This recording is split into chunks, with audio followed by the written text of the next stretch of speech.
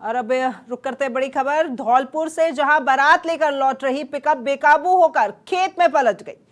तो हादसे में दूल्हे के पिता सहित 2 की मौत भी हो गई है। वहीं करीब 7 लोग घायल हो गए हैं, जिन्हें पुलिस ने जिला अस्पताल में भर्ती करवा दिया है। घटना से शादी के घर में मातम पसर गया है और हादसा सदर थाना क्षेत्र के NH 123 पर आदर्श नगर गांव के पास हुआ है।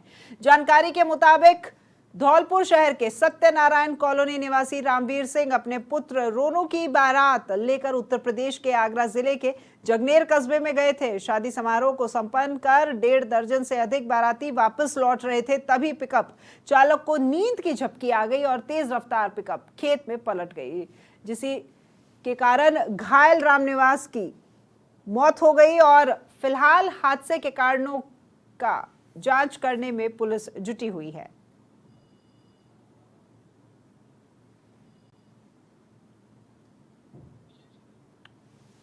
ज्यादा जानकारी के लिए अभिषेक हमारे साथ में फोन लाइन पर जुड़ गए हैं। अभिषेक, बेटे की बारात लेकर के गए थे, लेकिन यहाँ पिता की ही अर्थी वापस घर पर लौट रही है। इस वक्त घर पे भी मातम पसरा होगा, क्या कुछ जानकारी?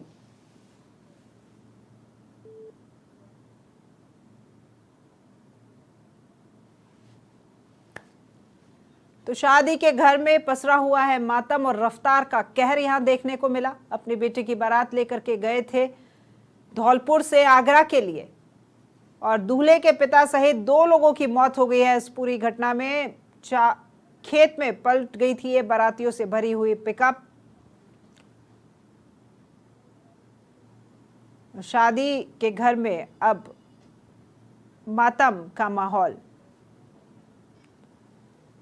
तो तस्वीरें हम आपको दिखा रहे हैं। अस्पताल में जो घायल है उनका इलाज जारी है, लेकिन यहाँ इस हादसे में दूल्हे के पिता सहित 2 लोगों की मौत भी हो गई है। 1.5 दर्जन से ज्यादा लोग जो थे वो बारात से वापस लौट रहे थे धौलपुर की ओर, और इसी बीच में ये हादसा हुआ, जिसके चलते दूल्हे के पिता के साथ साथ 2 लोगों की मौत हो गई है। अभिषेक एक बार फिर हमारे साथ फोन लाइन पर जुड़ गए हैं। अभिषेक, बेटे की बारात लेकर के एक पिता गया था, लेकिन लौटते वक्त उसी की अर्थी वहां घर में आ गई, तो शादी के घर में अब मातम छा गया है। क्या कुछ जानकारी इस वक्त आपके पास?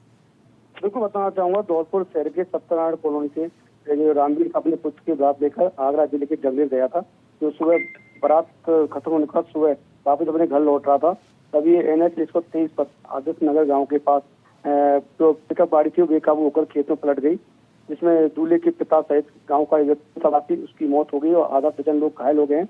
और घायलों का ट्रॉमा सेंटर में इलाज चल रहा है और ये दोनों मृतक हैं, उनका दोनों का पोस्टमार्टम करा प्रक्रिया जारी है। धन्यवाद अभिषेक आपका इस तमाम जानकारी के लिए।